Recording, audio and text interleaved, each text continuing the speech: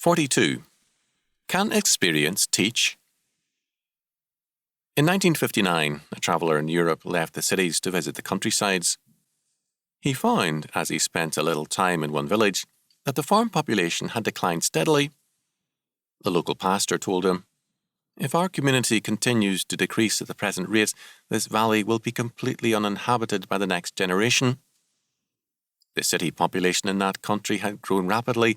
The farm population had declined steadily. Why? The problem was the ancient customs and laws of inheritance which were steadily destroying ownership. Some farmers owned only 1/8 or 1/16 of their farms. 3 married sisters in the valley each owned 1/3 of their father's kitchen, although they no longer lived there. Another woman slept in one house, had inherited the right to meals in a second, and the right to warm herself on the bench near the stove in a third house. The net result of these laws was that private ownership of land was virtually destroyed. Young men were leaving the valley, and it was destined to be uninhabited. The problem was not the soil, it was as rich as ever. There was no lack of young men who would have enjoyed owning a farm.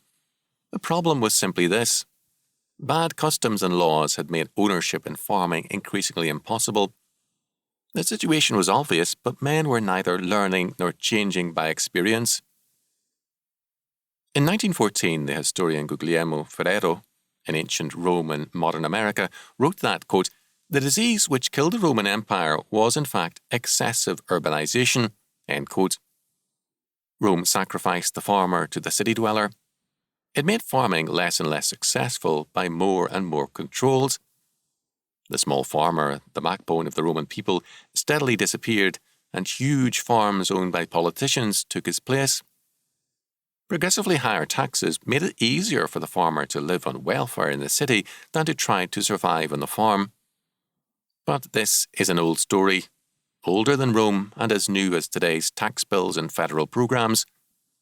Why is it that men and nations have not learned by past experience? The answer is that men do not learn by experience. They learn by faith. I have known gamblers who have lost regularly, one who lost $50,000 on a single weekend, but none of them learned by experience. They only returned to lose more. They lacked the faith and character to profit by experience. Only men of character can be taught by experience, because they are first of all taught by faith. Inability to learn. This is our national problem. We are destroying everything that made us great.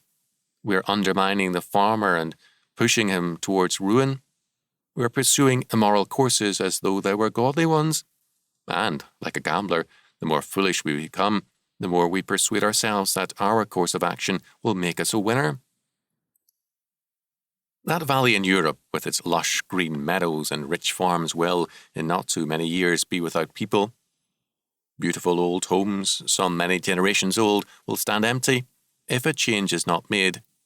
And if a change is not made, they will deserve the death and decay which the countryside and nation will experience. In America, too, dangerous signs are apparent. Moral decay is everywhere in evidence.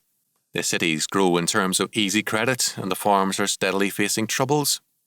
Men will not change without faith, and, quote, "Faith cometh by hearing, and hearing by the word of God," Romans 10:17.